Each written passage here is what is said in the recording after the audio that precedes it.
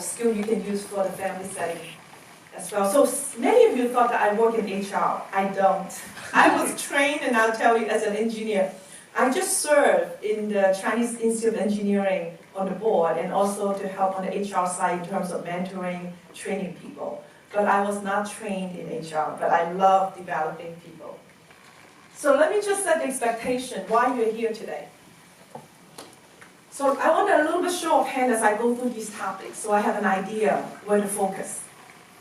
You're going to learn and practice some very key skills that will help you in your business communication, like presentation, meeting discussion, networking, interaction, interview. Interest in that? Can you show your hand? So I have an idea, okay? It's a lot of topics. I prepare a lot, as usual, but we'll see where we're going to stop. Then also to equip you, how to use communication skill to navigate so-called a corporate ladder or corporate lattice. Anyone know the difference between the two? Okay, we'll talk a little bit about that. So any interest in that, how you use a little bit. Okay, so more on the first one. And then how to be a better manager, leading your team and building team and working with others. Interest in that? Got that? And then how to build your personal brand. Any interest there? So let me just ask you a question. When I talk, you get to talk too. So it's not just me, because it's two-way communication, right? Whenever we talk about communication, is it one person?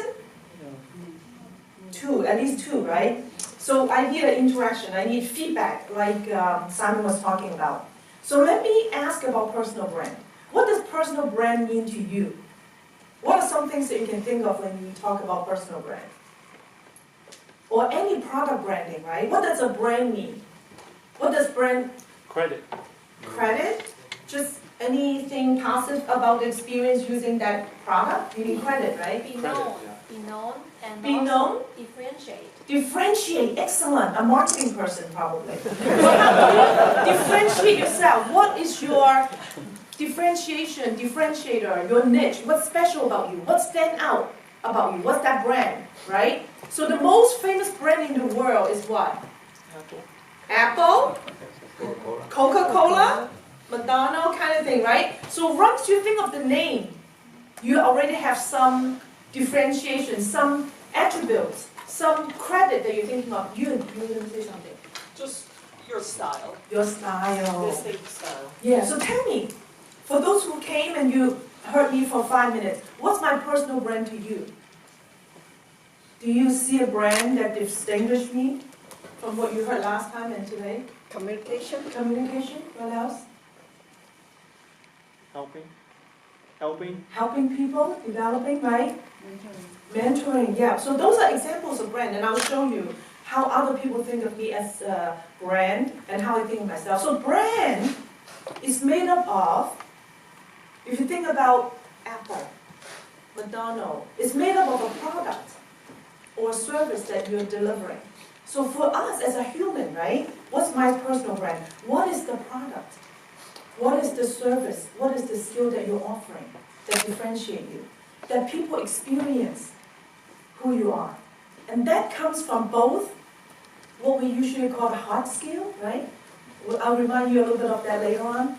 And the soft skill, right? So a lot of what you heard last time and what we're going to talk about today, that represent you, right? That's your brand. How you communicate, how you come across is who you are. How do people receive you? What is their perception of you? That's all your brand. So interest in that? Personal brand. So it's really kind of a long time investment of building your own brand. It's not overnight, right? Was Apple overnight? They went up and down, they failed, right? And then you became stronger. So it's okay to fail. Then I have a long list of topics on effective communication. So let me get an idea. How do you deliver the message very clearly and effectively? Yes? What is the message sent, including your facial expression? And we're going to talk about whether it's the written or the verbal and your body language. How do they compare? All that is important, right? So I'm doing a presentation right now. So you can look at me, the good, the bad, and the ugly. See what I do wrong and what I do right. And we can talk about that because you can see and learn from others, right? So in general, there are 3 levels of learning. 1, lecture, like this, the most boring one. Just listening or reading, just kind of lecturing, right? So you learn from someone speaking or writing or book, right, that you read. So that's a very basic. You do a lot of that in college, in graduate school, education, all the talks, right? That's first. Second level learning is observe how someone do it. So I hopefully gave you some idea that you can observe how I build my personal brand, how I present, how I communicate. So you can see and learn from them the good, bad, and the ugly, right? If they do right, I'm going to try to do that. Let me see what did she do right. And then what are some things that she did terrible? I'm not going to do that, right? So the second level is to observe someone else. So what's the third level? Go do it. You do it yourself, right? On the job training, right? So let me ask, from last time's talk, did anyone try to use anything that you learned last time? So you heard the lecture, you saw how we may do network last time, and some leadership we talked about last time. Did anyone use any of those skills that you learned? Yes? No? No one? So that's important. You've got to take it home and learn, right? If you don't apply it, it will never become yours. Is that right? So hopefully the next 2 hours or hour and 45 minutes is not a waste, because you're going to lecture, listening, number one, level one, and then you observe what I do right, wrong, right? And then number 3 is important. What are you going to do? Bring it back and apply it. That's the ultimate. And I'll escalate one more level. The 4th level of learning, not just you doing it on the job. What's the 4th level? Teach. So what I'm sharing with you, right? And many of you, how many of you have done tutoring, teaching? Right? Many of us. Who gain the most when you teach? Teacher. Right? Because you get to practice and say what you learn and share with other people. It's amazing. Then you can actually train someone else with what you learn. So I hope that you can go from level 1 to 2 to 3 to 4. And next time you'll be speaking. Many of you can be presenting. So, how could you improve them? Practice makes perfect. If you don't practice, you don't make mistakes, you never learn. So I learned from that. Over the years, I was very shy. I sit in a corner, I don't talk. But I've changed, right? So it takes time. How could you disagree and express your different opinions without offending someone? Interested? Yeah. How do you prepare yourself to do public speaking and for interview? I got lots of information on interviews. And how do you communicate in private to achieve a goal? And how do you express criticism?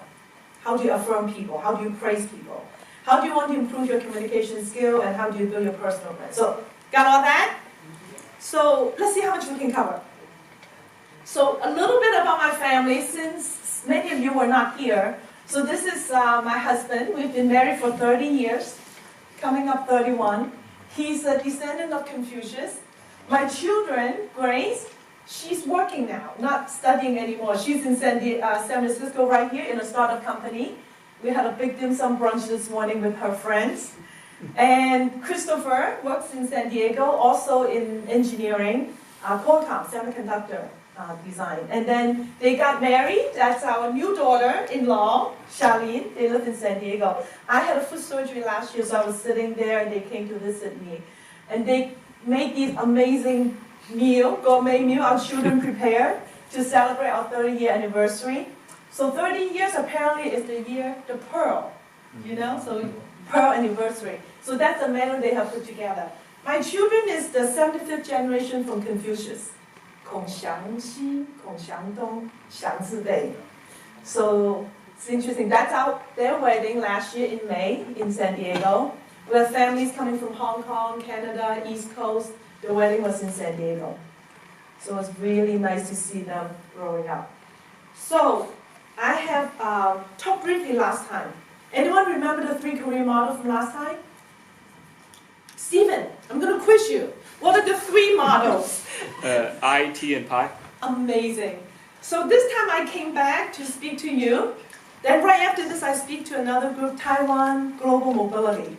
We're around the corner, not far. And then Monday, Stephen invited me to speak at their company in Lockheed Martin. So I, T, and Pi. There's no right or wrong. I want to just set this context so that when we talk about career ladder and career lattice, it means something to you. Because everyone is different. So I came from Bell Labs. So funny, I was talking to Mr. Chen. He was an intern at Bell Labs where I started working in the mid-'80s, long time ago. I thought before he was born. But he said he was born already. So Bell Labs, Murray Hill. My coworkers won Nobel Prize. They wrote books that I used in college, like Simon Z, Kwok Eng. We used their books, VLSI technology. He was my coworker. So they are the I, right? They know so deep and narrow in the area of semiconductor. They're expert in their field. That's how they're wired. Their career model is I. T are people who did semiconductor, R&D, but they also did product management, sales, and marketing, right? So they did technology, but they do multiple functions in that technology. That's T. Now, what would the pie be? Like many T's together, right? So let me show you my career path. Some of you asked me what was my career background. So I was trained in electrical engineering material science at Cornell. But before that, I was born in Hong Kong. So I can still speak some Mandarin. I couldn't before. I had a terrible accent, you know. Forgive me for the non-Chinese speaking. I'll do a little phrase. 天不怕地不怕最怕广东人说官话 That was me. So my Mandarin was terrible. And people say, oh, don't speak Mandarin, my goosebumps come out. Terrible! 现在还可以. So over the years I've learned. But anyway, I was born in Hong Kong. Like Simon said, our family was very poor. We were homeless at one point. And then we immigrated to Maryland in 1980 when I was a teenager as a refugee. So we were living on the edge. I couldn't have gone to high school, let alone college. And I, of course, spoke broken English and coming to the States. So I kind of gone through many of the journeys similar to yours if you were not born here. But 30 years later, I lived the American dream, which is really amazing. So I'm a Christian, and I just give all the glory to God because I was a troublemaker, really bad temper, very selfish. And after becoming Christian, I became a peacemaker. So that's a lot of years ago. So anyway, God opened the door for me to get my engineering degree from Cornell with financial aid and scholarship. And then AT&T put me through graduate school in Princeton. Then I started in Bell Labs, and then AT&T put me through many different executive education, Columbia, UPenn, Wharton, back to Cornell. So I started in Bell Labs way back when in Berkeley Heights, Murray Hill, New Jersey. So I started with semiconductor research, wrote papers, worked in the clean room. Some of you work in the clean room, right? Put in bunny suits, I still remember those days. And then I moved my career, and you tell me whether I'm an I, a T, or pie. I did all kinds of business marketing technology, whether it's networking, content distribution, hosting, application management, security, network security, and most recently fiber, broadband, and then network on demand software, defined network, analytics, and now I'm doing integrated solutions. So what am I, T or pie? Pie. Then I did a lot of product management, marketing, sales. So I did a lot, and that's how I'm wired. Everyone is different. There's no right or wrong. So just give you some idea. And I'm going to tell you what is the difference between lattice and ladder. So typically, if you just go through your career, you're an engineer. How many of you are engineers? Probably many of you, right, in the Bay Area? And how many of you think that you may be an I? Anyone? You know? Or you may be a T, some of you are I, a T. How many of you may be a pie? Okay, some of you too, good. So when we talk about career ladder versus career lattice, what it means, and I'll give myself as an example. So career ladder is you typically stay in engineer, a manager for an engineer, then you keep going, director, VP, kind of going up the ladder. And you may move around a little bit, but basically you're a ladder in that area and going up. Make sense? That's typical, right? But what about lattice? Lattice isn't just up. What does a lattice do? You go lateral, you go up a little, and you go lateral. So you kind of go zigzagging, hopefully not going nowhere, right? But it grows your career in a way that you're picking up new skills, new technology, new network, right? So it isn't just about the ladder of picking up what? Titles or higher position, but also picking up, broadening your background. So depending on how you're wired and how you're going to brand yourself, how you're going to market yourself, how you're going to differentiate yourself. Because you can differentiate yourself as an I, because you know everything there's to know in your field. Or you can brand yourself as a T, that in that technology you can do multiple things. Or you can brand yourself like I do as a pi. I'm versatile, I'm able to pick up new technology and new functions. And then that's the career ladders, right? And you can still go up. So my career ladders, as an example, isn't just going up in one area and getting new titles or more promotion. It isn't just about going higher in the level. So I think everyone can find success and satisfaction in different ways. Make sense? And feel free to stop me at any point. So while we work through our career, it's very important to think about the community. These are examples of things I do in the community with young people, with churches, with families, with students, all about mentoring. Some of you talked about. I do a lot of mentoring, very involved in helping people to be the best they can be, whether at home, at work, or in the community. Community is very important. I really applaud Simon and the team, the CIE team. It's a great opportunity to serve, to give back. At the same time, not just giving. Do you think you receive when you serve? Yes. You get to train your leadership skill. You get to practice communication skill, project management in a very safe environment. So I really encourage you to do that. So I'm very passionate about serving. And that all builds me up as a personal brand. So this is a way of someone representing me for my personal brand. So last time I showed this too, I believe, and I encourage you. I'm not going to ask you to raise your hand. And I talked to some of you afterwards. We had some phone call with some of you. And I encourage you to do your homework. What is your personal brand? Use your name to think about what are your differentiation. Whether you use your name or you use the qualities like I show in the bottom. And not only your own perspective. Who else do you want to ask? Is it just personal brand from your own perspective? Whose perspective is important to know about your personal brand? Others. Other people, right? Whether it's your peers or your managers, right? Your partners, or even your family, right? People around you, right? You heard the term what? 360-degree feedback, right? And I think I probably mentioned last time also 360-degree leadership. Do you remember that term? What does that mean? Anyone want to tell us that? 360-degree leadership. So always lead people that are below you, right? Always? That's typical, right? But can we lead people horizontal to us? And can you even lead your boss and your leadership? Yes. How? So it depends on how you define leadership, right? What do we say leadership stands for? It's not about command and control. It's about what? Influence. Exactly. You pay attention.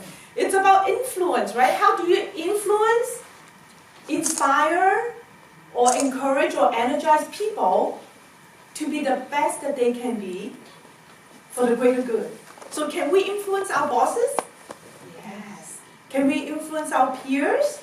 And definitely want to influence people below us. So that's our personal brand. So my VP came up with this name for my personal brand. So it's valuable to hear what people think about you. So he said, E is enthusiasm for my work. Can you feel my enthusiasm when I talk? Mm-hmm.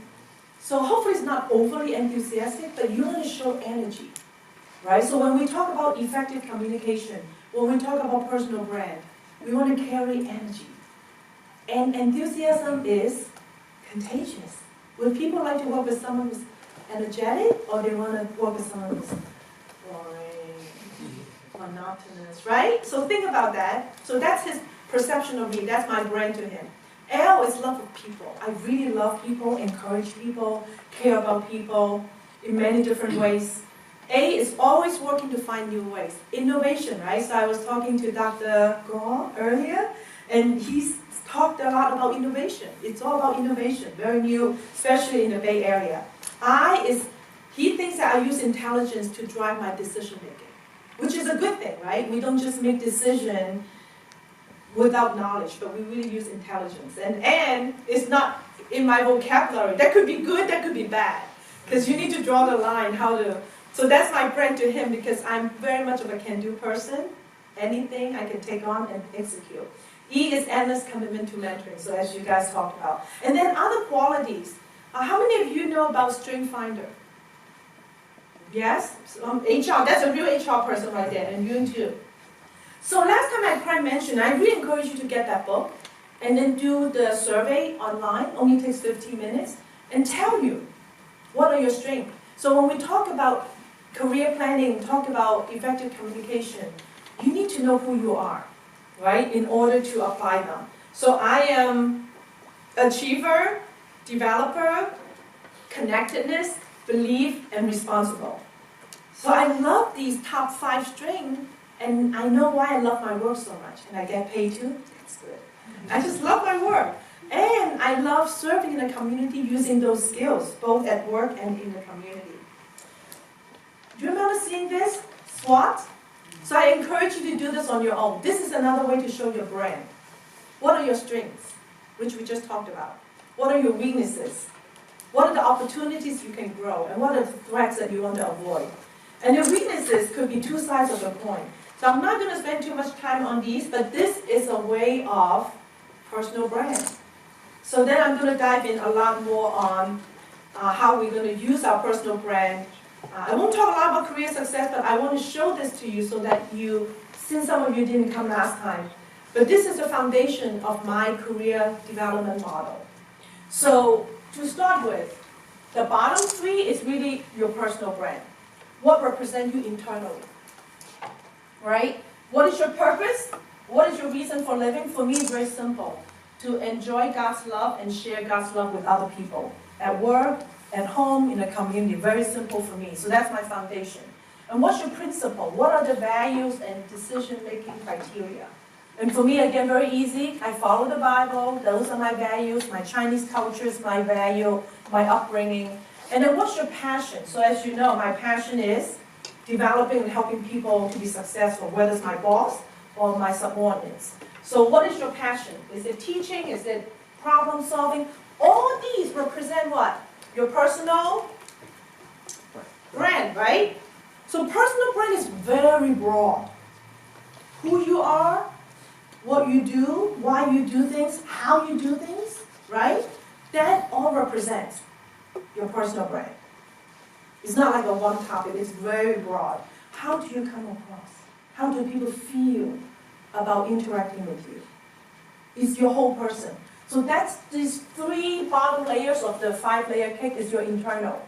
You need to know who you are. And then external is all these soft skills we talked about. People relationship. How do you work with people? How do you influence? How do you lead? Right? Even though you're engineers, we all work with people. Especially then when you get into business, marketing, sales, a lot of people. We're always working with people. So the soft skill, again, I applaud Simon and the CIE's SF chapter, very driven to promote soft skill training. I think it's outstanding. So how do you relate people? And we'll talk a little bit about EQ. I think we talked about last time, right? Remember EQ and IQ?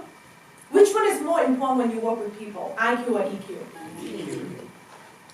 And a lot of times among us as Asian engineers, we tend to have what? Which one is better? IQ. What do we need to learn more? EQ, definitely.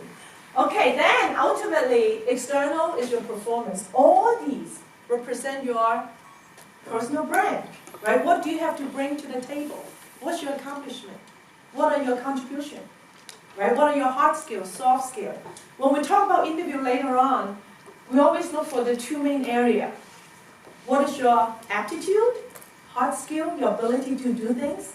And what is your attitude, right? How do you do things? In AT&T, that's how our performance are rated.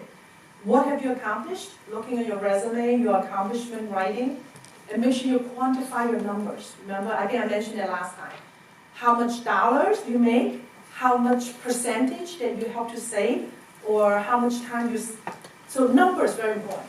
And then how. How is all the people skills. So we're going to talk now on communication.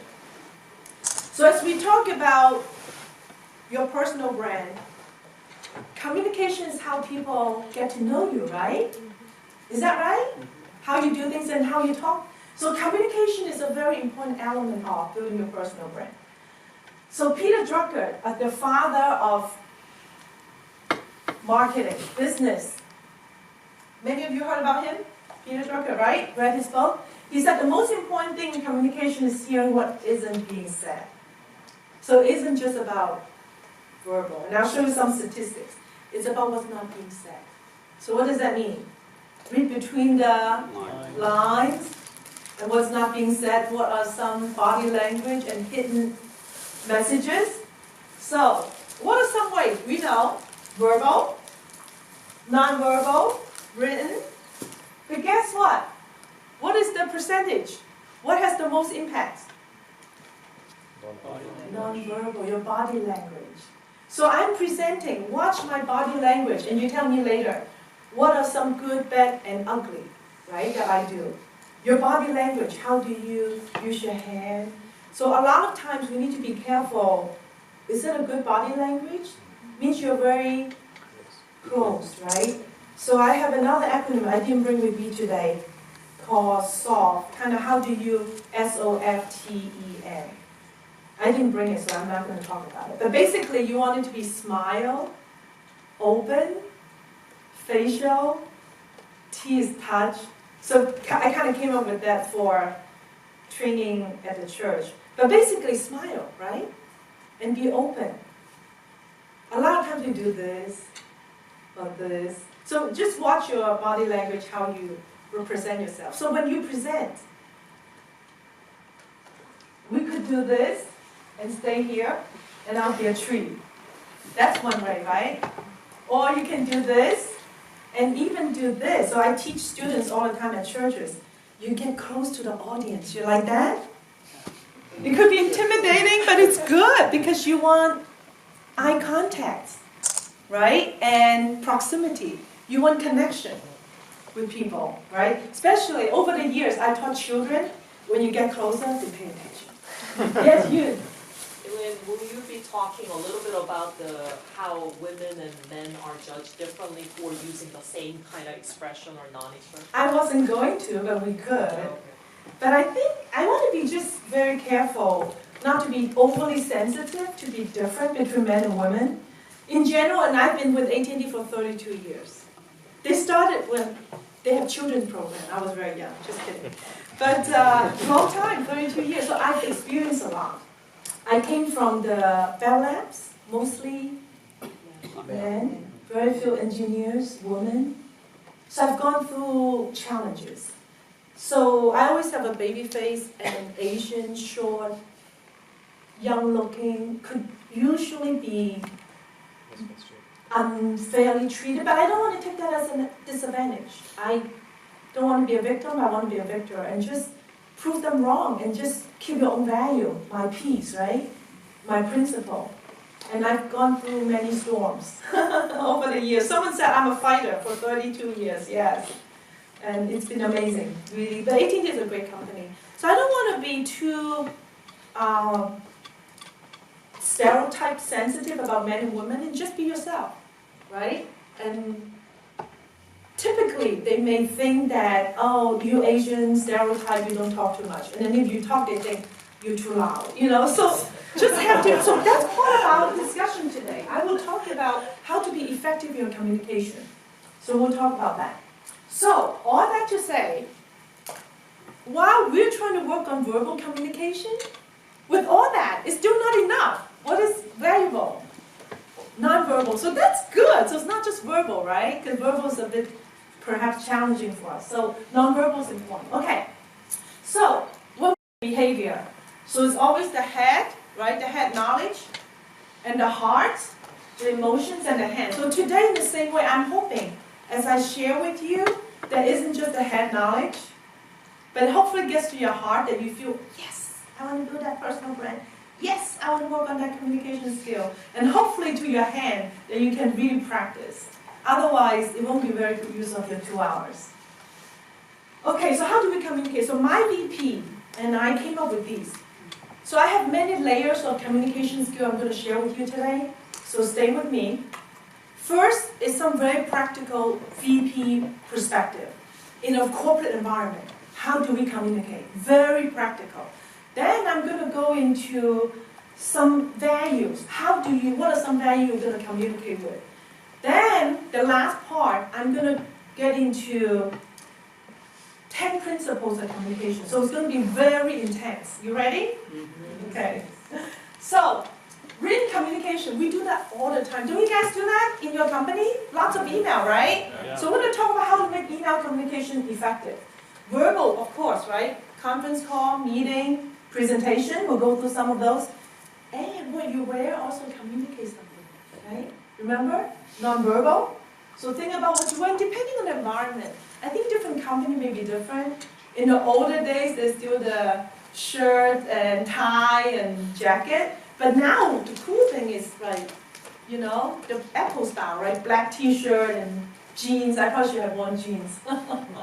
And then how you stand, how you sit, or body language, and what's your appearance of your workspace. How messy or not messy you are. All that communicate something.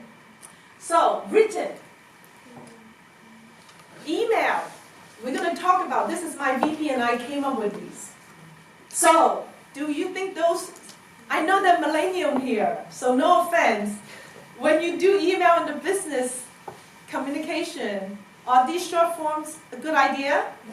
Right? So gotta watch on those. I understand we do that in WeChat, WhatsApp, and texting and so forth. So be careful. And make sure you just do spell check, right? And even take a walk before you send certain messages.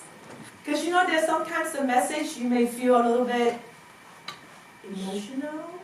And that's where the EQ comes in, right? EQ is where you don't just lash out and react. But EQ is when you think through how to respond and take the high road. In fact, there's one of the point later I talked about that. So it could be helpful. Take a walk before you send an email. And then in your email, always executive summary. What's the bottom line? Because oftentimes, and I'm guilty, I write long email and so forth, but you got to net it out, right? What is the key takeaway? What is they can just read in the first 30 seconds. Got it. What is your point, right? What are you trying to get across? So make sure if you have some email you're going to forward, don't just forward without just say FYI. Some of us are guilty of that, right? Add a couple of points. What's your takeaway? What's your value add? What's your assessment of this message? What is it that they don't have to read through the whole thing, but they are getting your Reader's Digest, right? And then add a summary statement. Learn how to write the summary. State what the issue is. What is the problem statement and what is the solution or recommendation in a very concise manner. Or what is your recommendation? Use bullet, very short and concise, and we're going to go through some of those. And avoid, and then you can add the supporting statement in detail later on.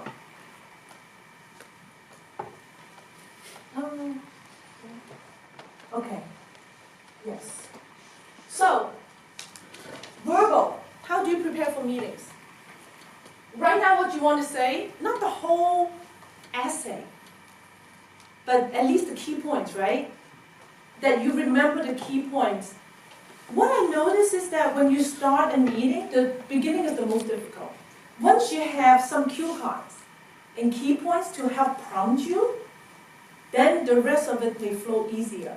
Also think about how your key points will transition. And slides are very helpful, right? Slides help you to prompt through and how to connect those points. So write down what you want to say and practice. How many of you have experienced practicing the talk to the mirror or to your family? I've done that many times, right? So it's good to practice and make sure there's a clear flow of the story. A lot of times when we do PowerPoint, what I've learned, and I may not be really good showing you this today, when you use every slide, be very careful and be stingy in using the word. You know the phrase, less is less is better. The higher level that you see that presentation, the fewer words and more what? Pictures, graphics to show. So those are not good, a lot of words. And also, the header of your slide in your business presentation should tell the story. You know, the header, the subject isn't just a subject, it should be a statement to tell the story. What it means is that if I can look at your PowerPoint and the first line of each slide, I can connect the whole story. Does that make sense? So try to think along that line. At work, that's how we try to put in our slide that way. So know your audience, purpose, and expected outcome of the meeting. So every audience is different, right? If you're talking to a technical community, your approach could be different as you're talking to a business community, right? And a lot of times you guys use WebEx or AT&T Connect, right? Conference call, more challenging, right? Because you don't see the body language. You don't see the eye contact. Many people are multitasking. Are they paying attention? So you have to find a way to get them involved, right? And engage them. So we need to be careful. Also, you're showing your screen, so they may be seeing everything on your screen, so be careful how you manage that. Then, elevator speech. You all know about elevator speech, right? How long do you usually get on the elevator? Depending on how tall the building is, right? But basically, it could be 30 seconds.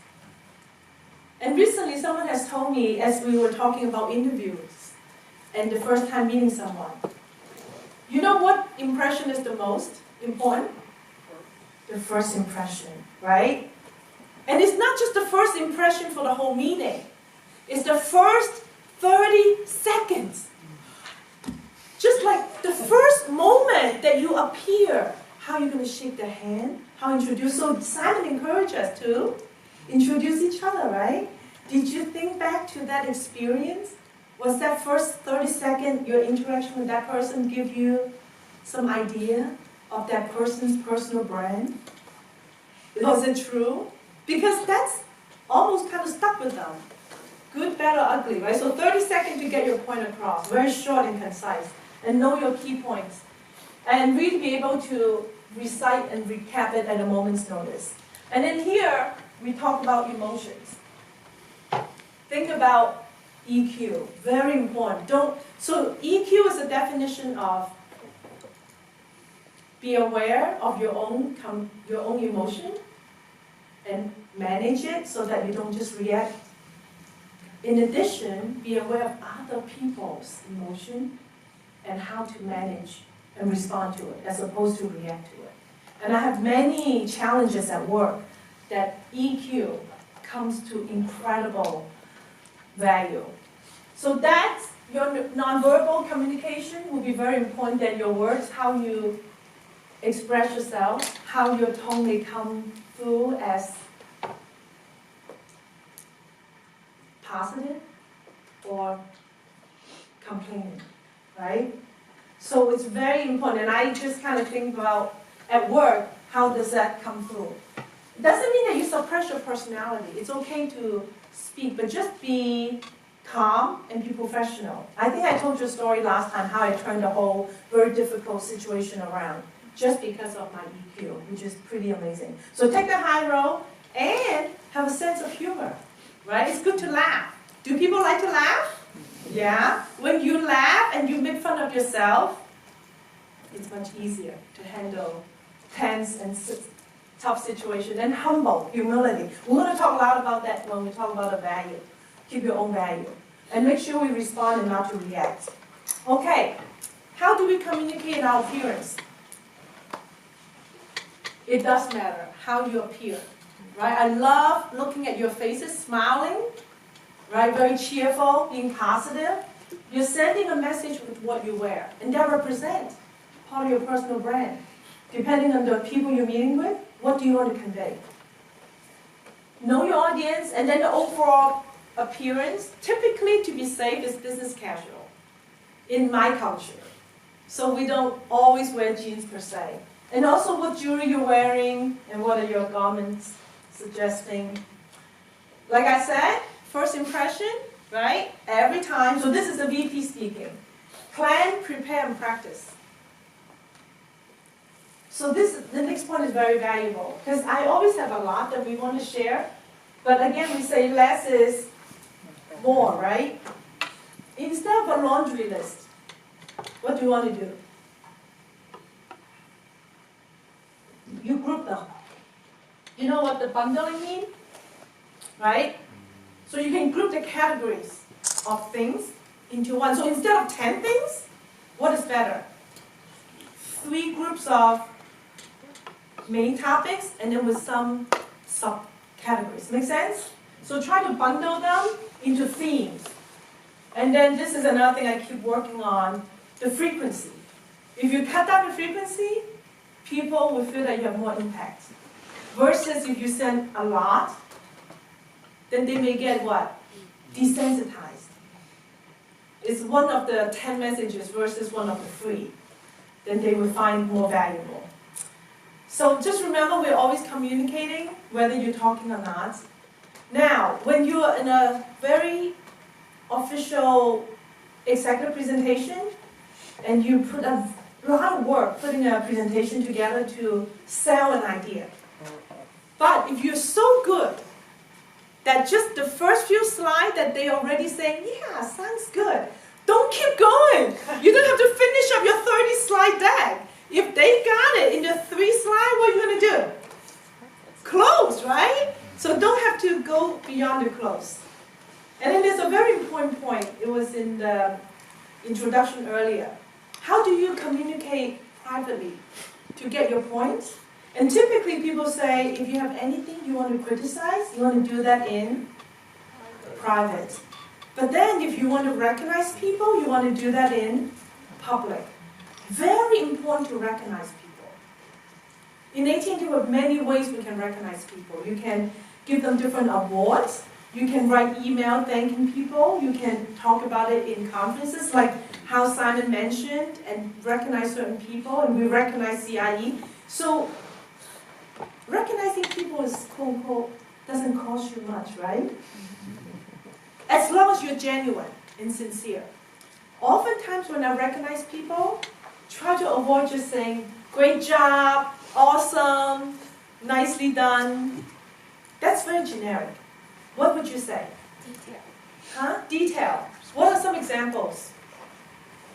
So I really like how you project manage this on time, on budget. So put some description.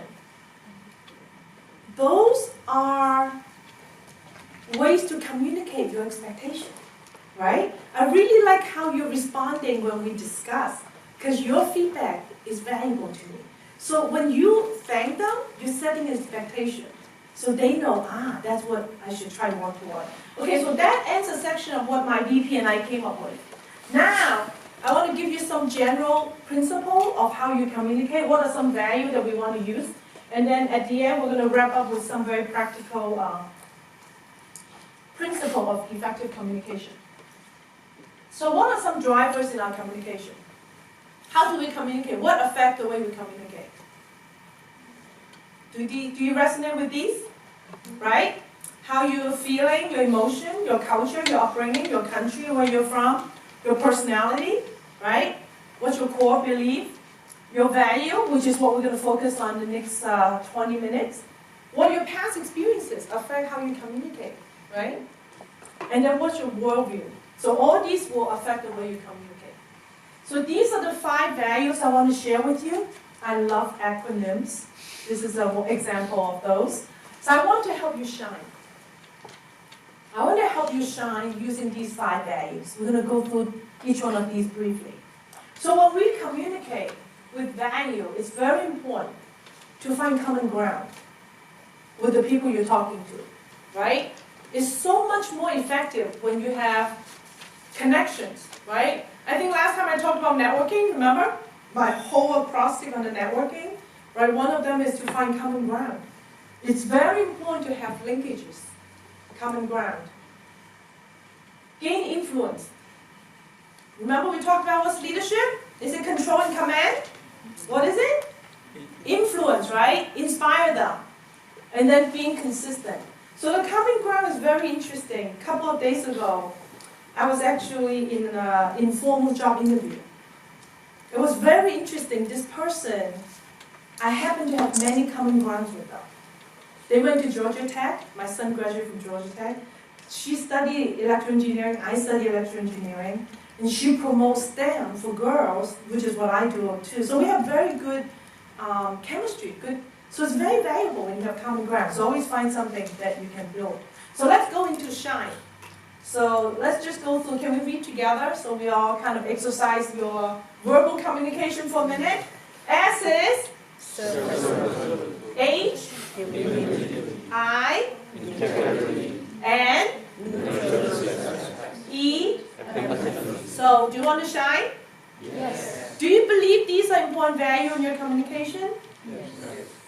So communication isn't just blurt out the facts, but hopefully when we communicate, we can convey the shine value. So, servanthood. It is so important, and I'm learning so much as we talk. And you know how many ears do we have? 2. How many mouths? So what does that mean? I'm supposed to listen twice as much as I talk, right? And people keep reminding me, if you keep talking, you don't learn much. But if you listen, do you learn? So one of the key points as a leader, in fact, I have a whole acrostic for the word leadership. L stands for, yes, thank you. So I think servanthood in the communication is so important. Because it's not about me, myself, and I. It's about other people.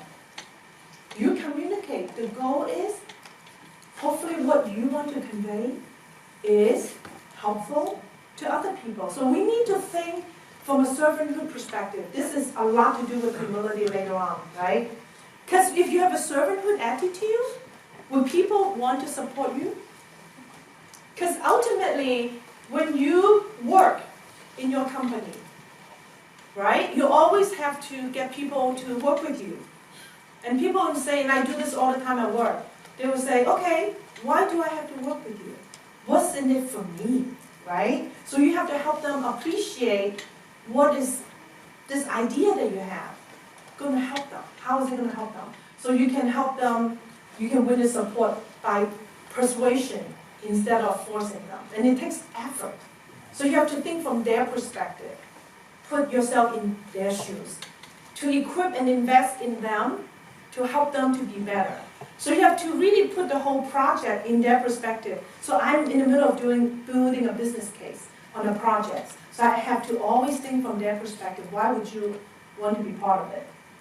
And then how you have to keep all your promises, right? Because if you, one time, don't follow through, what happened to your personal brand on that? They would question your credibility, right? And then, make sure we don't twist the facts for personal advantage. Be very careful with that, right? Be careful what we think may be the white lies. And be willing to stand up what is right and tell the truth even when it's difficult. So when I was doing the business case right now, I'm very open to say, I don't want to double count. This is already included in certain case, we're not going to include that. So you're going to be really upfront and honest, right? Not just say, oh, I need this in order to make the case work. So servanthood. H is very similar, very related. You know, there's a big attractive quality to be humble. And there's a point later on, especially for leaders to be humble and recognize when you're wrong. Huge benefit and a very attractive quality.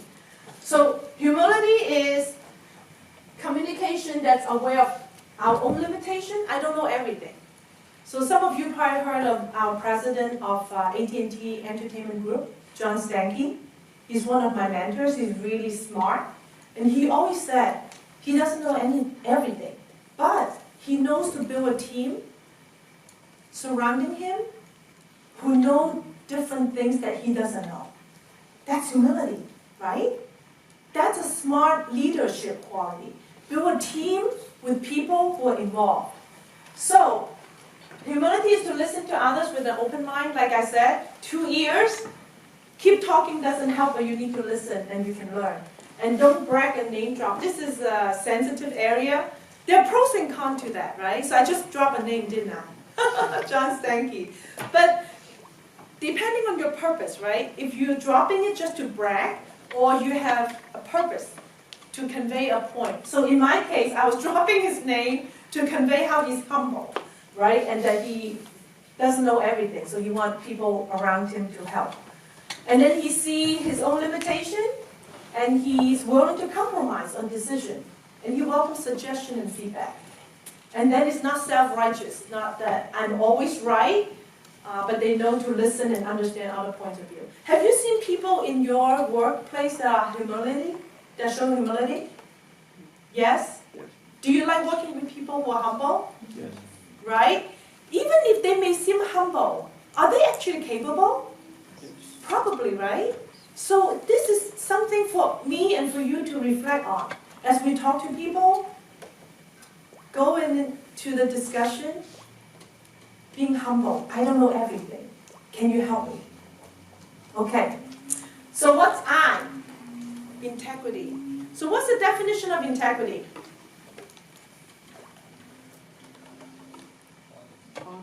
Honest? Character? Huh? Your character? Character, exactly. Ethical. What? Ethical. Ethics. Ethics, yeah. And consistent, right? Whether you're talking to your CEO or you're talking to the janitor, or talking to your secretary or your peer, you're consistent, right? Your character is saying whether someone's watching or not, that you're doing the right thing. So you can tell the truth, keep your promises, your character, and you can count on. And then N, it's really respect, but I add the word N, so it's finished the word shine. So make sure you have respect when you talk to someone, right? And treat them with dignity and compassion. Even though when you disagree, second half we're gonna talk about how do you communicate disagreement. What are the style of communicating that? And then E, empathy. Do you know there are 3 words that sound similar? Empathy, sympathy, and apathy. What are the differences? For those who know English better, you want to help? So empathy is being considerate of other people, right? Put yourself in their shoes. Sympathy is feel bad for them, right? Someone lost their family, you feel sorry for them. You're sympathetic and not necessarily empathetic, but sympathy, you feel bad for them, feel sorry for them. How about apathy? A-P-A-T-H-Y. Apathy is being very, You don't care. It's opposite of a. yeah, cold, right? Not having any emotional connection or not relating to them. So what's the best one? Of course, right? Empathy. So how can you consider their experience from their perspective? Genuine concern for them and listen. This is huge. When you build relationship, your personal brand, right? Your internal and then get to the people layer, when you can relate to them and when they feel that you care about them in a genuine way, they would go always for you. It's all about relationship. About all the people. It's not just the project, problem solving, or the politics, really about the people. And I think I mentioned to you last time, all my team meetings, I start with a check-in. How's everyone doing? What are some highlights and lowlights in your family, or what's high? Because the people come to work isn't just working, they have their life, right? So whatever's on their mind is good for us to check in and to connect with them. So that makes a difference. So to wrap up this section, what are some things to watch out for?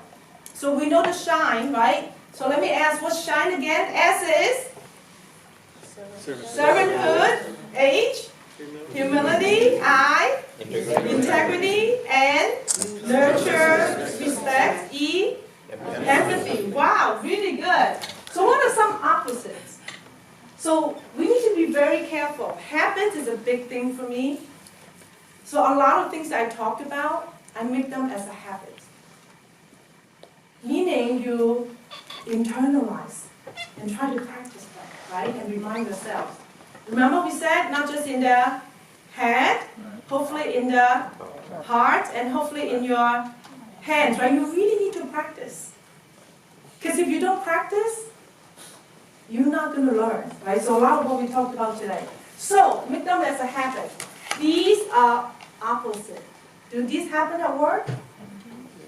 And we need to avoid gossiping, judging, being negative. Very often you could be negative. Complain, excuse, lying, and dogmatic. Right? So watch out for those. And then what great leaders do? When they communicate, they know who they're talking to, connect with the audience, remember their body language, right? And be able to relate to the audience, be honest, authentic, and also speak with authority. And then when we speak to group, as if you're talking to the individual. So I'm hoping I'm showing you when I talk, I try to make eye contact. May not be every single one in the room. So I was trained how to do public presentation, right? So we don't go like this, like ping pong and you're spinning. But we were trained to do a 3 to 5 second connection with certain individual in the room. And I don't know all your names, so for example, I know you because we met earlier, or Esther, I can relate the name. And when I teach my student, do you know how powerful it is to call someone's name? Do you like being called? Powerful, right? So try to know your audience and connect to them as individuals. So speak to the group as individuals, so they feel like, oh, she's talking to me, right? I was looking at you. And then have ears to listen, admit that when I am wrong, and ask for feedback and corrective, and then catch people do right. That's huge, especially as a parent or a manager. I told you how you want to recognize people when you make those statements. That is catching them do right and set expectation for them to continue to meet that expectation. Instead of nagging, why didn't you do that? We're going to see a lot of examples later on. Does this all make sense? So let me get some feedback from you. What are some things that you heard so far, or the way that I present, that is good, bad, or ugly? Can you give me some feedback? Presentations? Yes, please. I like how you change your tones, depending on what you're talking about. Right? Your voice Could be inflection. high, low volume instead of the same steady. And there's a power to being very soft. People try to pay attention, because I taught a lot of students at church. I was a Sunday school teacher for 28 years. There's power when you lower your tone. A lot of teachers make mistakes by screaming and being loud. Students don't listen to them. Okay, good, thank you. So when you give me that feedback, it's not for me, it's for each other. Right? What you observe as a skill in presentation. Right? That's part of what we want to learn today. Effective communication. What else did you see? Right, wrong, or indifferent? Good, bad, or ugly? Yes? So one of the good things is you're using the stage to the advantage. You're just kind of spanning across the stage. And that's very much congruent to your eye contact. Right? That's not just you're staying grounded and just looking here and there. So that's good. Right. So I know sometimes we're here, but you're exactly right. In my public speaking training, you use the stage. Exactly. Now you don't want to go like this. But you know, and I need my steps on my Fitbit. But yes, you use the stage and you stop and you pause. Good. What else? I love your body language, and I just watched again from Amy Cuddy, the power pose. I think your pose or your body language give us powerful feeling and confidence. So also let us feel what you talk is powerful. Yes. So I love that. Good, thank you. Excellent. I'm not fishing for compliment. I'm really helping for us to learn, right? To see, again, if there are things that I should do better, I'm very much, want to listen. Thank you. Lecture, right? Second is to watch someone doing it. Now this is watching. I want you to reflect on what you want. What else? Tone, the stage, body language. What else? And yes, Eye contact. eye contact. Do you see I'm looking at you? Yes. How do you feel? Are you Good. scared? Yeah, I was looking at a few people. Eye contact. What else? Yes, you. I had a quick question, Elaine. You said you were trained. Could you share with us? I mean, for instance, I love public speaking, so I'm a member of Toastmasters, and I believe that's helped me a lot. But how were you trained? How did you kind of practice your skills? Toastmaster is awesome. Val is very active in that. I encourage people to do that. I did it for a period of time, but not able to commit as much. But I think it's excellent. I was in executive training on communication. So they video record me, they coach me, and they painfully, I have to watch the video with them and learn. Practicing perfect is not easy. What else? So good, we talk about tone, volume, eye contact, use the stage, body language. Another very important area is pause. I probably don't pause enough. Or maybe I do some. Pause is powerful. And remember, do you hear filler words from me? Like, maybe some, maybe not. Be careful. A lot of us, Asians or international speakers, we tend to do a lot of filler words. So I'm very careful about that. And the way to avoid that, exactly. It's okay to stop. You don't have to fill the whole, every single space, because we need a break. It's okay to stop. Right? Okay, so you get a hang on the communication, presentation? Good? Okay, moving on. All right, this is the next section on some of the tips for communication, and then we're going to go into the last section, which is 10 principles of effective communication from a Harvard business case. So Dale Carnegie, we all heard about him, right? Trained on communication. 50% of your earning potential comes from the knowledge and direct skill, but the other 85% comes from interpersonal and leadership skill. So this book is very popular. How many of you heard of that or read it? How to Win Friends and Influence People. So I encourage you to take that. So Mr. Root came up with 7 C's of effective communication. First, very concise. So like if you look at a slide, and I continue to learn about that, make it very concise. Less is more, right? So concise to the point.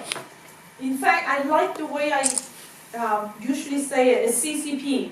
Clear, concise, and prescriptive. Whatever we communicate, there should be what? Some kind of an action, right? It's not just lay out the fact there. There's some kind of a follow-up, right? So you need to be very prescriptive with your point. What is clear and concise, and what is your prescription of what you want them to do? So it's what I call CCP. Complete, right? All information, first time. So it's a tricky thing, right? Complete doesn't mean detail and not concise. So how do you balance, right? So you need to clear, concise, complete, conversational, invite interaction, so that it's not just one way, and let every word be understood. And then considerate. So the answer has to be understood. And confidence, we heard about confidence earlier, right? And credible, someone mentioned credible about personal brand. And make sure it's accurate. Check your data and facts. So those are the 7 C's. So who are the people you need to consider in your scope and perspective of communication as you build your career highway? Usually in your company, these are the groups that you may be working with. Of course, there's the customer who's always right. So you need to listen to your customer. And then you have your coworkers, your peers. You have subordinates that you manage. And you have the supervisor, right? Remember the 360 that we talked about? So those are the 4 different groups. For different audience, could be different approach and different objective. And then when we communicate, we want to make sure we're assertive, right? How we have the confidence. Hopefully, so there's always, for me growing up, 32 years in AT&T, one of the painful lessons I learned is how I could be speaking up, and people may think that I am aggressive, even though I was really trying to be assertive. So be very careful, because that was the point about men, women, or Asian, or non-Asian, or different ethnic background, minority versus not minority. Because they may have a perception and a stereotype of you or your culture. Even though you speak up like normal, quote-unquote, people may do, they may think you differently. So I've experienced it. So they may think that, oh, she's young, she's Asian, she's shy. They're speaking up, they will say, oh, she's aggressive. But I was being just assertive. So you just need to be confident, right? Stick to your own value and continue to be assertive. Listen and explain, like we said, 2 ears, and think out of the box. And then our personal development, continue to think about your career goals and what training you need. So as we communicate, think about these areas. So I'm going to give you some big picture tips. This is really helpful in a recent talk that I learned from an SMU professor, so I want to share that with you. So take your own inventory of your personal life, both from your perspective and your customer perspective. So when you think about your personal life, and when we talk about, I think I mentioned it last time, when we do the career, right, make sure you don't just think all about your career. You have to think about your own family, your own personal interest, and how all these work together. So think about what's of interest to you. What are your hobbies? Remember, what are your strengths, right? So later on, I'll show at the end a slide to encourage us to really look at a convergent perspective, not just balancing, but thinking your personal, your career coming together. And then look at your career. What are your knowledge and confidence? What are your network? How can you build all of that and take advantage of it overall? And then how do you set goals among these areas and be here and to take advantage of it? So take a self-inventory of that. And then how about your knowledge from the eyes of your customer and your employer? What do they think about? So this is personal brand, right? What do you know about the market, about the customer, and how much do you know about bottom line benefits? So a lot of us are engineering, but we need to sometimes think from a business perspective, right? Because ultimately it's about the bottom line, about the business, right? Is it going to bring more customers? Is it going to bring more revenue? Is it going to improve the profitability?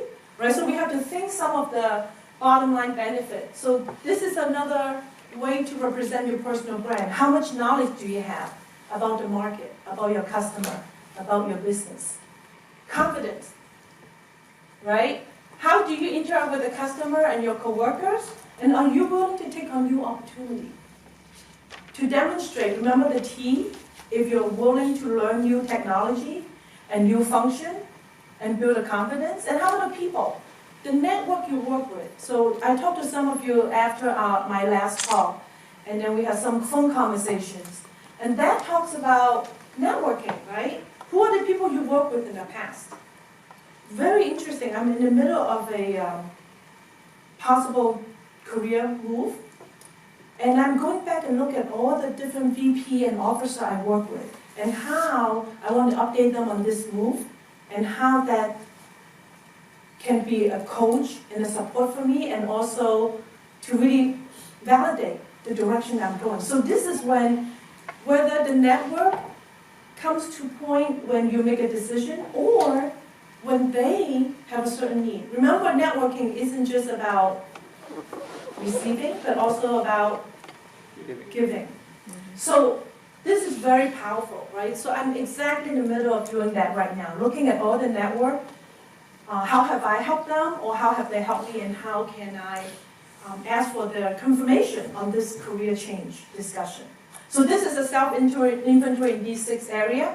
Now, how about your career plan? What are some things you need to develop as part of your personal brand, right? What is your education from your own perspective?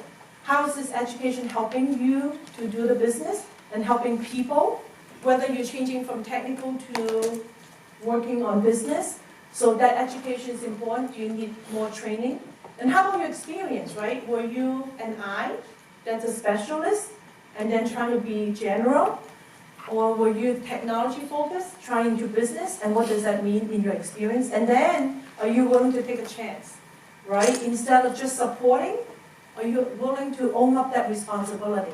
And then the usual 80-20 rule, right? Are you willing to invest 80-20, perhaps 80% of your time to look at new opportunity while you're doing 20% of your current role? How do you balance that?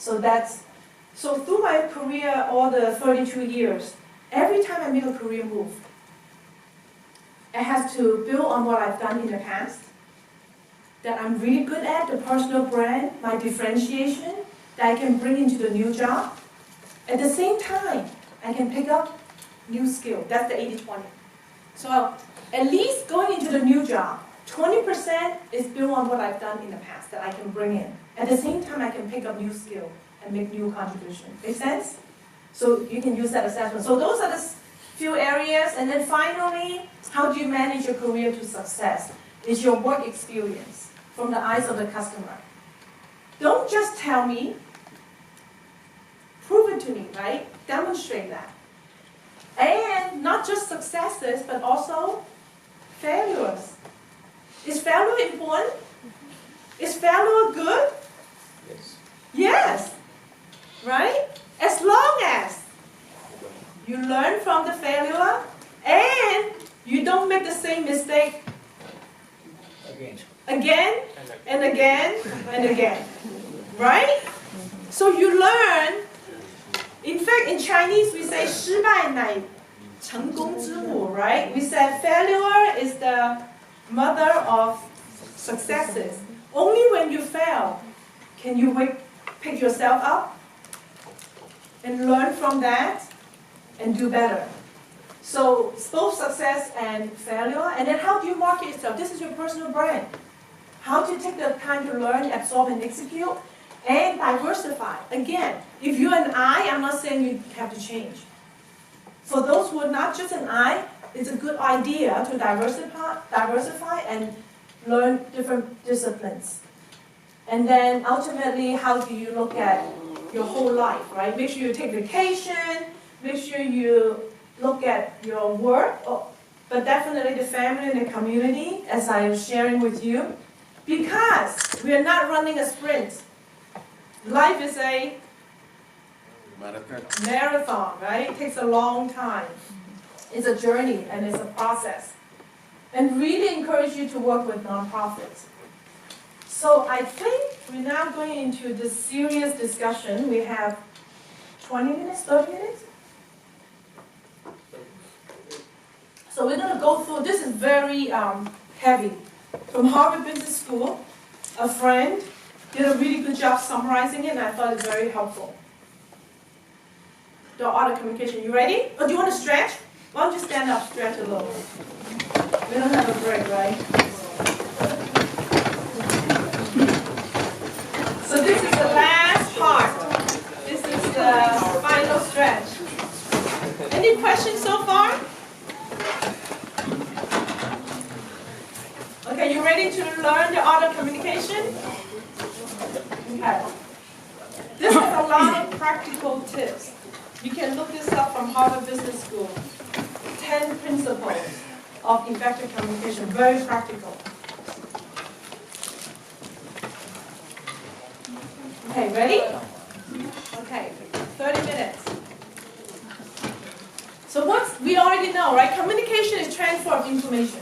Right? Could be verbal, could be non-verbal, written, and so forth. But you know what? Like we said, it takes two people to communicate, right?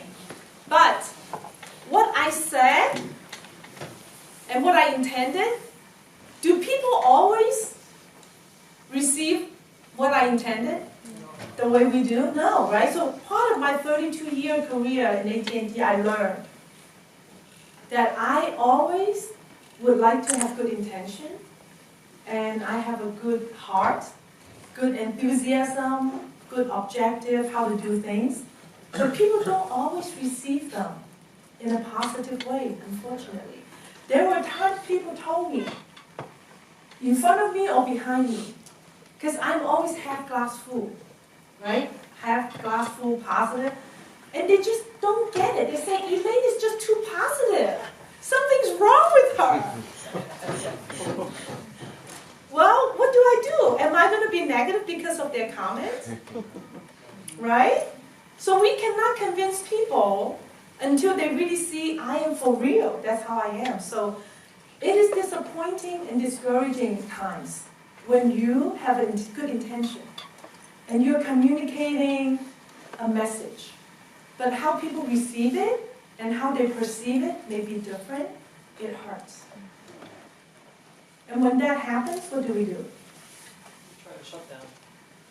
Right, you may be shy away from it. So be careful. We're going to walk through these 10 principles, and hopefully that will help you. How we communicate, sending message, and what is being received and perceived. A lot of times, there's the word called perception, right? Is perception always true? It may be wrong, but to them, perception is the reality, right? That's how they feel. So we need to be careful how we build our personal brand.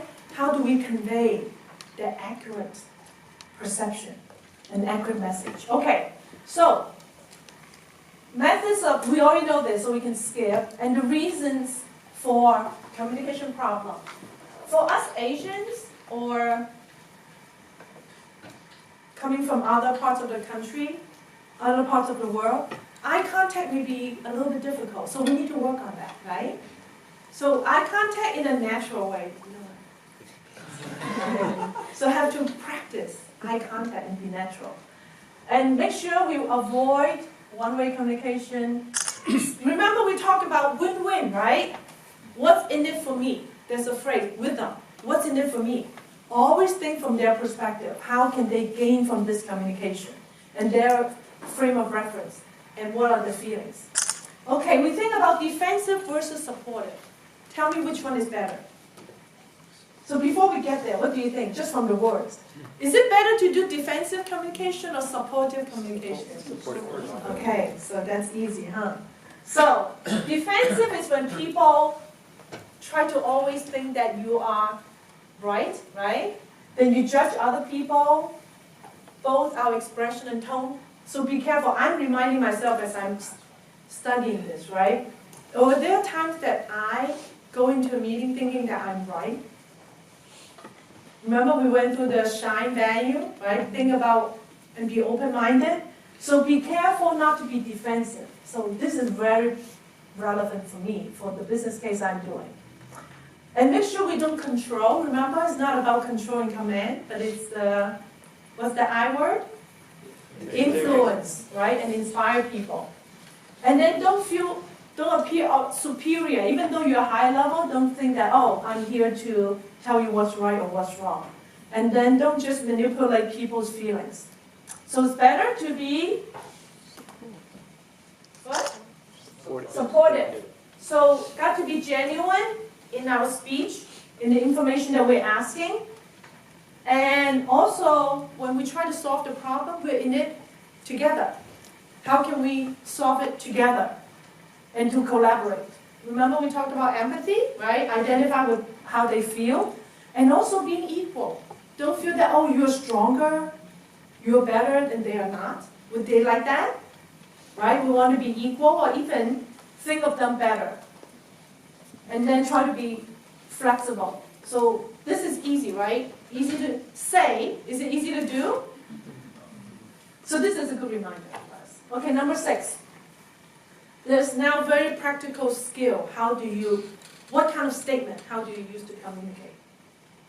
So think through what you say. We went through it. Simplify, be specific. Don't beat around the bushes. Right? You can tell it like it is in a polite and positive way. Doesn't mean that you have to come out strong. You're going to see some example. You're going to laugh. some example. Try to be brief and don't just assume. That's always the biggest mistake. If you just assume people know it, don't assume. You have to make sure you clearly communicate. And then review the important points. So let's go through some example. On the left is ineffective.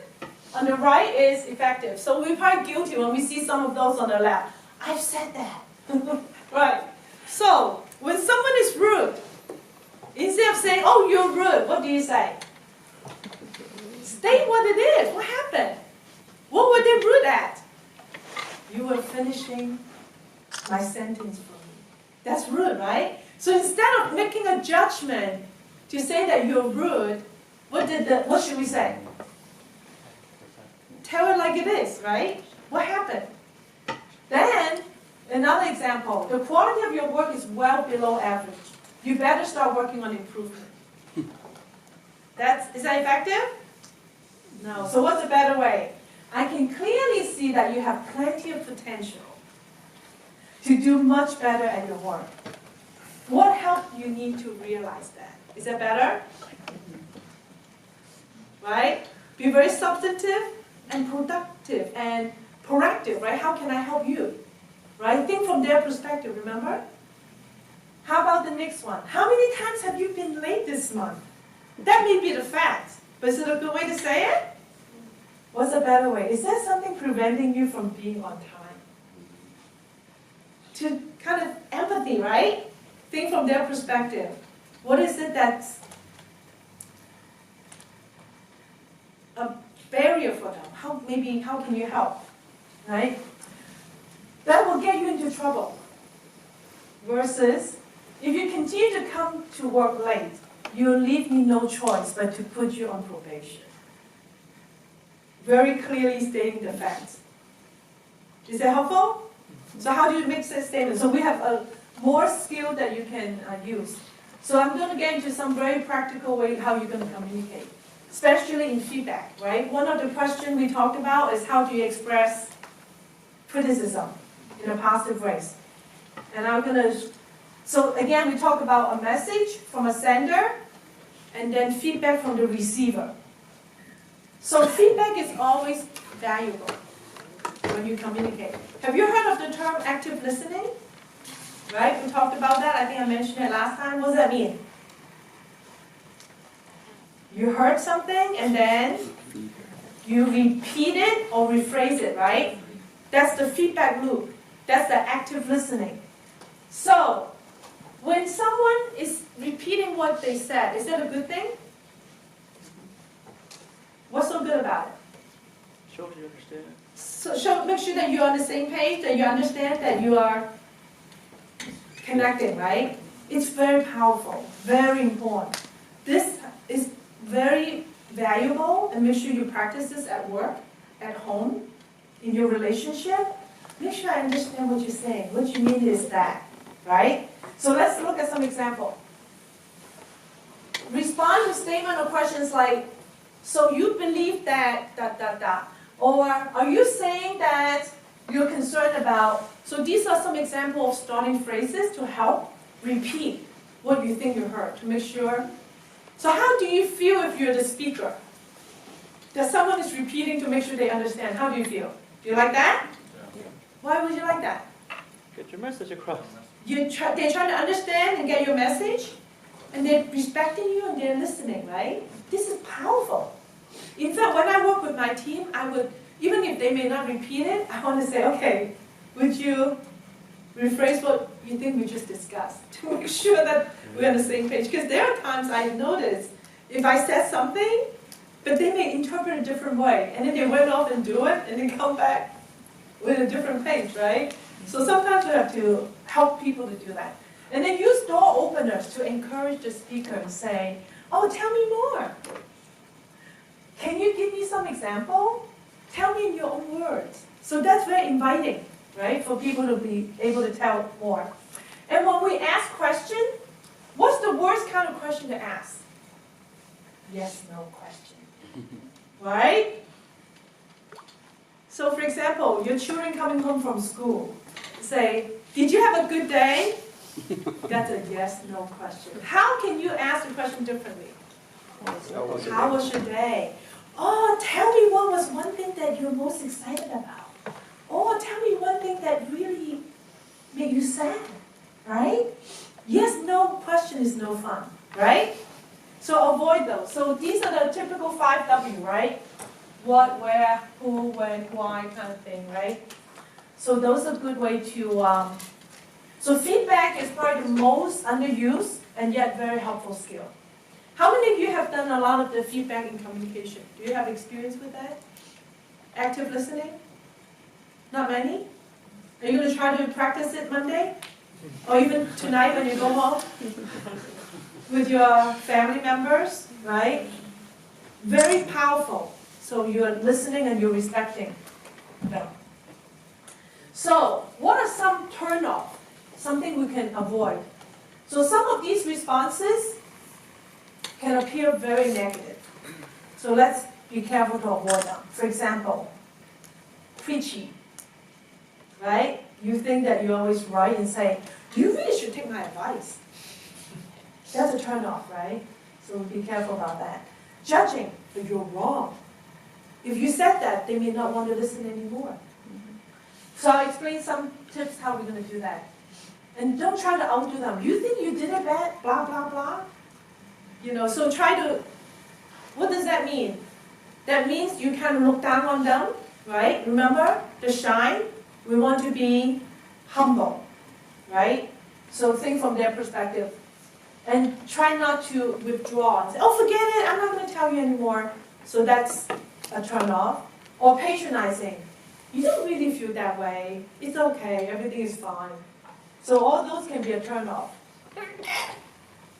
More example. What are some killer phrases and roadblock? When people use these killer phrases, the speaker will fight back. So it's not going to be very productive. They may ignore it, and they may just shut down and not willing to talk. So these are the killer phrases. Don't be ridiculous. Are you through? Are you done yet? We tried that before. It's not going to work. We don't want to lock into that idea. There you go again. Are these encouraging? So we think about active listening, think about rephrasing what they said, think about exploring ideas, right? And think about asking good questions. So you can't listen if you're not talking. If you're talking, you cannot listen, right? So we have to pause. That's why it's helpful. So it's good to be quiet, and very important to be mature and know the difference to listen and let people speak up. So this is a long list of very practical tips. And also I'm going to tell you some I statements. And have you heard of sandwich? How to communicate a sandwich way? Yes? So we're going to talk about that. So, what's a bad listener compared to a good listener? And what is the key? So bad listener is someone who always interrupts. I'm guilty at times. Because I like to talk, which is really a bad thing. So I need to listen more. Remember I mentioned to you? So I literally sometimes hold my lips. Especially when we're in conference call. They won't see me. I literally hold my lips to make sure I listen and not interrupt. Make sure we give speakers time to say what they have to say. Then, make sure we don't judge the delivery, but really look at the content, right? So sometimes we think that the content may be bad, especially as we work with people who may have an accent or they may not present very well, but really think about the content, not just think about the delivery. And then, avoid going into argument. Hold your fire. And this is where what comes in? What cue come in? EQ. Your EQ comes in, right? Remember, stay calm. Hold your temper. Don't jump into conclusion. And then, make sure we don't just listen to the facts, but look for the themes. Look at what are some good ideas. There's some value behind it. And then, try not to just show little attention, but try to show interest and actively listen. How do you show your active listening? What are some tips that we went through so far? Eye contact,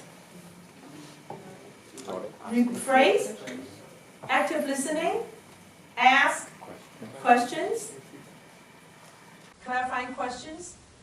And then you can, don't just be influenced by what the speaker said, but pay attention to what they say and not just because who they are. And make sure we don't get distracted and really focus, so the eye contact is important. And give feedback, we just talked about, so we can ask some good questions. And then don't just react to emotional words. If they may be emotional, but you try to be open-minded and be calm. So remember, if we keep talking, can we listen? No. And then if we keep talking, do we learn something? No. Compare, when you listen, can you learn something?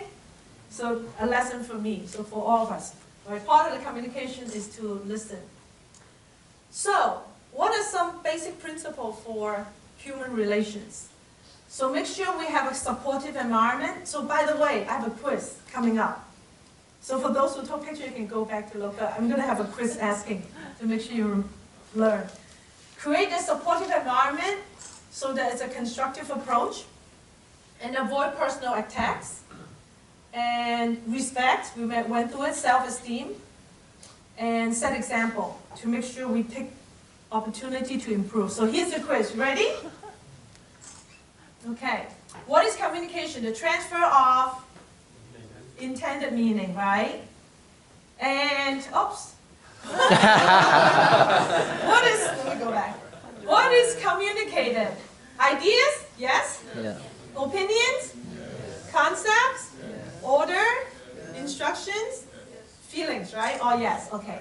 And you can communicate with your body language? Yes. Yes. In fact, very important. You can cause communication problem with the lack of eye contact? Yes. True. Fill in the blank. That may be harder. What is implied by the expression?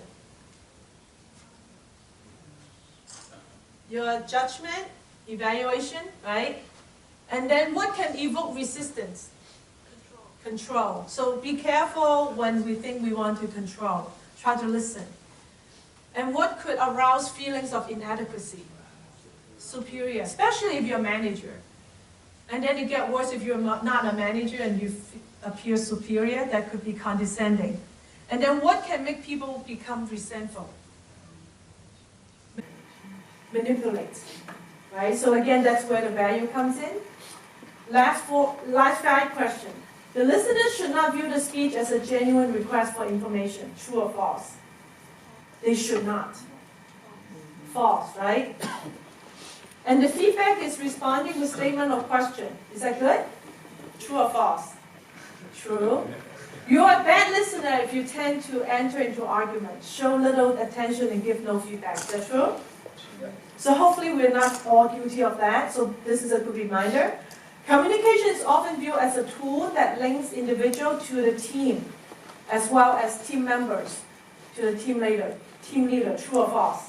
True, right? How you connect. And the last one, fill in the blank. What can encourage the speaker to say more? Door opener. What are some examples, remember? Tell me more. Good. You mean, is this what you mean? Right, and ask good question. Good. All right, I have a final section. So before I get into that, it's the interview. So we have 10 more minutes to interview things. And there's a lot of interview things we can do. But in terms of the I statement, whenever you are going to express a feeling, remember we saw some ineffective ones and the effective one? There's something called the I statement, right? So instead of pointing and say, oh, you are late all the time, or you are going to be in trouble, you say, I feel that when you are late, we are not able to finish this project because we're starting the meeting at this time. So try to use I statement more than you. Another one we talked about, sandwich statement. Someone want to say what the sandwich statement is? Yes, go ahead. When you express something negative, you sandwich it between two positive statements. Yes? Do you want to give us an example? So you start with a positive statement, and then Negative. something in the middle is what you really want to convey, that's something you want to encourage them with, and then you wrap up with a positive, right? So when someone make an example? Yes, Yun. Elaine, you are a valued member of this team, but if you're consistently late to work, then team's flow gets affected. So we really would appreciate it if you could be more on time. Good, thank you. So, I hope you don't mind. Thank you for using that example. Yun gave a good one, say you're a valuable member, right? We appreciate, we value you. When you come in late, it affects the rest of the team. Now, there's a word that she used, and I encourage us to be aware of. What was that word? But. But. So we avoid that, because once you put but, anything you said up front, negate it. So we use the word and. So you don't contradict it. Yes. So that's good. Thank you for volunteering. So you're a valuable member of the team. That's hard. And, yeah, so you almost have to take the word but from your vocabulary as much as you can. Because once you say but to your family, to your coworkers, anything you said in the last 10 minutes, however good, is negated, right? Avoid that. So use the word and. And when you're late to the meeting, we don't get to do this together on time. So I know you're going to be diligent to work on your time and come on, right, to wrap up as a positive. So that's kind of the sandwich. Very powerful. Okay, let me go through interview quickly. There are always, and this will be provided to you, Simon, you can go to the links. There's another document I just had, which has top 100 interview questions. 100. Top job interview questions. It's only a few pages, not like a book. But I have some of these here, so we'll go through it. So interview. Ready? Dress code. I would imagine probably no jeans in general, depending on the company, I suppose. But you do watch out the dress code and what company you're going to. Your body language, of course. Research and learn about the company. Learn about the person who interviewed you, like I did the other day. And I told you, you'll find common grounds. It's easy to build rapport when you have common grounds and talk about mutual interest. Industry trend, recommendations, behavior questions. They're all in here. There are different types. There's some basic questions for interviews, and I'll show you some. Behavior questions, salary question, career development question, getting started question, more question about you, and some brain teasers. So there are 100 questions here. So, these are very common. What kind of overall goal would you have in mind if you get the job? So you want to do homework for the interview that you're going to and know what goal you want to accomplish with that job. Right? So I'm actually in the middle of that process, and that's something for me to do as well. What is it that I expect to get from that job? What do you see yourself doing within the first 30 days of this job? Right? What does it tell the interviewer if you think this through? That you are prepared, you're serious, you know what you want to accomplish. That's very impressive, right? Give examples, ideas you've had or implemented in the past that demonstrate your track record, right? Demonstrate your history, your credibility, your personal brand, your experience, and how that can be applied to the new job, right? So between these first few questions, people will get an idea what you've done in the past, what you can do now, or what you can contribute in the future, right? Tell me about a time when you had to deal with a conflict. That's very common. So come prepared with that story. How did it work? How did you resolve it? Have you ever been on a team where someone was not pulling their own weight? How did you handle it? Happen all the time, right? How did you handle it? So you know how people like to communicate? What do people like to listen more? A lecture like this boring one? Or what do they like hearing? Stories. Stories, yes! Be ready to tell stories. how you solve conflict, how you can handle. What do you do in your own spare time? So I spend 45 minutes with a very senior officer in AT&T, like second in command. I don't want to drop name. We talked about name drop. I've never expected, and I've had many mentoring sessions with many leaders in AT&T, and that discussion with him was very much on this question. He was asking a lot of personal questions. He knows that I'm very active in the community and do many different things. So he asked me, how do you manage your time? How do you balance all the different things? So almost for 45 minutes, 30 minutes was on my personal time and value, and 15 minutes about my work. So that's very important for you to talk about, especially if you're involved in a community. You can talk about why you're giving back. Tell me about yourself. That's very typical, right? This is like #1 question of the 100 questions. Tell me about yourself. Very common. So what do you do? How do you tell them about yourself? How long do you have? 3 minutes? 3 seconds? 30 seconds, roughly, right? So come up with 3 adjectives to describe yourself. Within 30 seconds, how you use those 3 adjectives, and tell a story, an example to illustrate that adjective, all in 30 seconds, or maybe 1 adjective. So practice, right? Remember, not just in your head and your heart, but got to practice in your head. Strengths so that's very common, right? What are your strengths? That should really be your adjective, right? The 3 adjectives. And then what areas do you need to develop? I do a lot of interviews, not just hiring people for the company, but also interviewing students on behalf of Cornell and Princeton when they apply to the university, so we're alum, so we'll help to interview. So these are typical questions that we'll ask. Any question on these questions? Yes? Why do people care about what you do in your personal spare time? I was surprised that senior leader asked me all those questions as well. I think it would depend on the comfort level. The reason that they care is to kind of look at you as a whole person, like I said earlier. So that you come in, of course, for work, right? That's important. And you may feel offended if they ask you in a personal way, such, but that's one of the 100 questions. So, it's kind of really knowing who you are as a whole person. What do you enjoy doing? Not so much being prying or investigating into your personal life, but really what you enjoy doing. So I'll show you, for me, I have a 3-slide typical to share with my mentor when I have the mentoring sessions and coaching. One is my career journey map you saw earlier. One is my personal brand and what's in my DNA. And the third one is what I do outside the company. So it's a whole person. They get you as a full package. Does that answer your question? Did you feel kind of offended or surprised that they asked? Or I was just curious. curious? Okay. Any other questions? Yeah, and I can add to that kind of Please. being trained.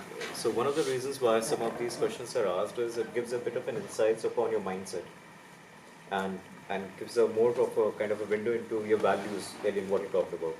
What do we believe in, and what is the mindset with which we approach? So if somebody asks me that question, what do you like doing? And I say I like playing hockey, right? That's a sport. So it's a kind of a reflection into my teamwork, the team spirit concept. So that's one of the reasons.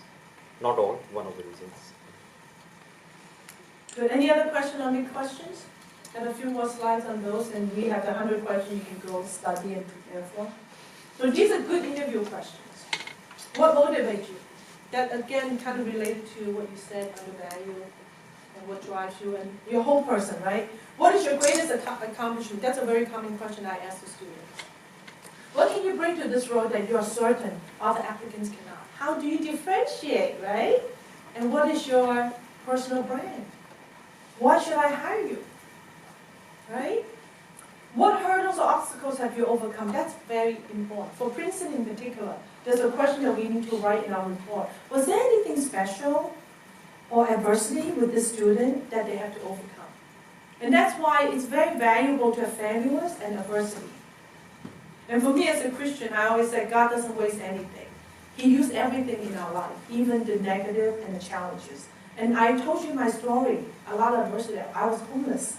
I was a refugee. I was a waitress. All that built me up, the person I am today. So it's all very relevant and meaningful, and that's all part of my story, right? So what would previous coworkers and managers say about you? In fact, I would prepare this in advance. I have a few slides that summarize what people said about me, comments they have written, accolades or performance feedback, so that you prepare in advance and they know who it is said what. So they know, then they don't have to work too hard, right, to get those answers. Where do you see yourself in 5 years? That's also a very typical question. What do you want to do when you grow up, kind of thing? Are you willing to work all hours? Now that's a tricky one, how you answer that. You have to draw the line. Doesn't mean that you sold yourself to the company. And at the same time, you're committed to the success of the business and the needs. So how do you round that off? What do you know about this company, their competition, their market? Right, like we said earlier, study the market, know their customer as a whole.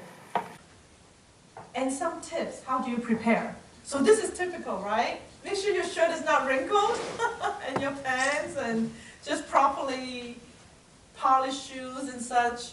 And arrive early, right? So that you're not rushing, so you can get collected from all the travel and whatever. And remember, what was the most important impression? First, how long? 30 seconds, right? So you really make that impression to them as the personal brand that you want to build. Friendly, confident, right? Positive, enthusiastic, shake hands. There's a lot of teaching on the handshaking. You know, how heavy, and people talk about President Trump, how he shook his hand with the people. So what message are you conveying, right? And extend your hand first. Sometimes, this is speaking to the young people. It may be embarrassing, but it's very important to do. So print your resume, always have it ready, so you can be ready to talk about them.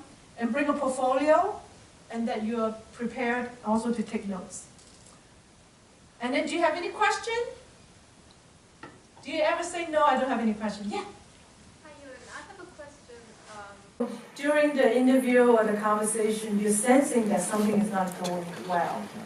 How do you manage it? Very, very good. So this is where listening, at the same time while we talk, right? And then how do you kind of steer the conversation? So we talked about some of the active listening skill, right? So it depends on whether you're ready to say, I'm sensing that you may have a concern about something. If you feel that that something's not going right, if you're able to put your finger on what that issue may be, and if you feel comfortable and confident to actually do the active listening, you follow me? Right? And try to be more honest if you feel that you're ready to say that. Because it's part of communication, right? So you're sensing something. Is that right? So I'm sensing that you may have some concern about this topic, whatever that you may be addressing. Would you want to say more about that? Would that work? Yeah, I think for some cases, yes, when they're defensive, it's covered. When the other party is becoming defensive. Oh, right. That's right. So when they are defensive, how would you help them to open up? So we learned some of the techniques, right? Let them say more. Where are they coming from? Let them speak their mind. Now, it's not easy just to expect to change them from defensive to supportive because they didn't come this afternoon, right? So you have to model that first.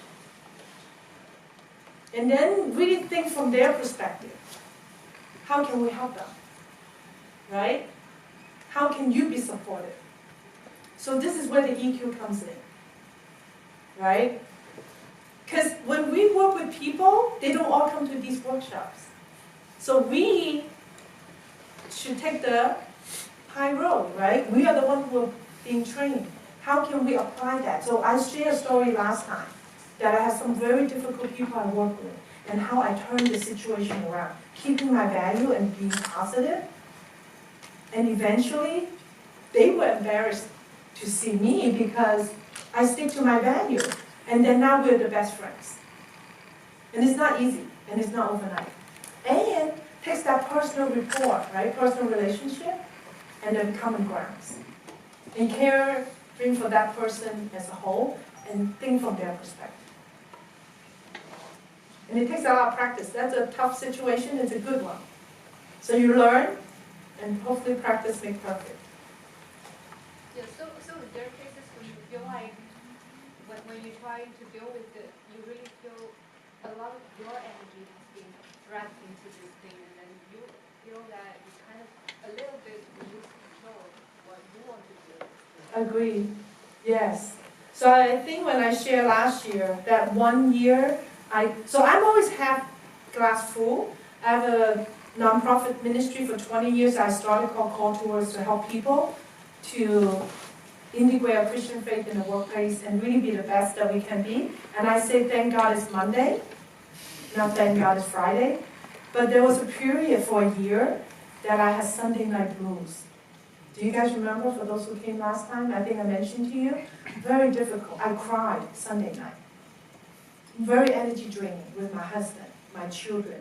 Pray about the situation. We read the Bible. How to have enough courage to go in on Monday. It was very difficult. And how that whole year, I really, by God's grace, turned this around. And the so-called enemy became friends.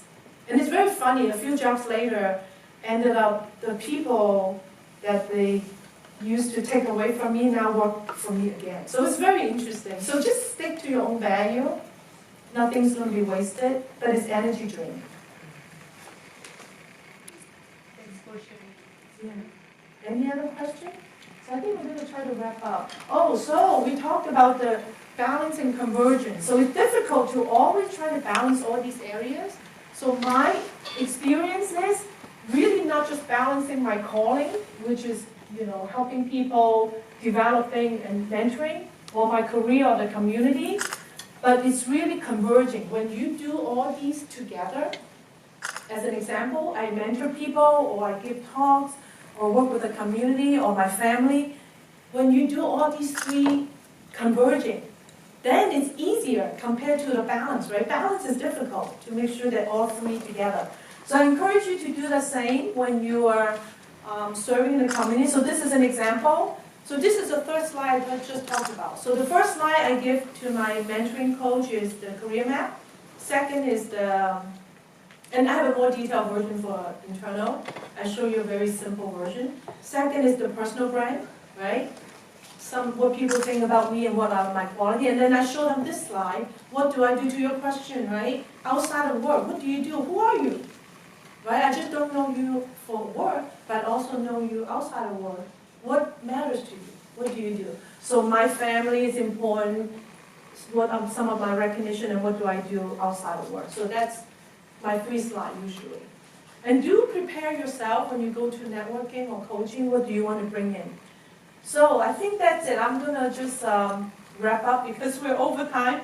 Again, encourage you to volunteer in the community to help you converge your interests, your strength, and don't just say, oh, wait until my children grow up, or wait until I'm not as busy. Then it could be too late. So just think about opportunity and how you could adjust your life that way. And at the end, make sure you take care of yourself. I mentioned healthy habits. So for me, my Fitbit, every single day, 10,000 steps. Oatmeal every morning, read my Bible every morning, and just really be healthy. Those are my non-negotiables. Physical, emotional, and spiritual. So I have a foundation, so I'm very busy at work, very busy serving, but that foundation gives me the energy, gives me the focus. Make sure I manage my time and self-care, and then giving back. So go forth and launch your full potential. Thank you for your attention.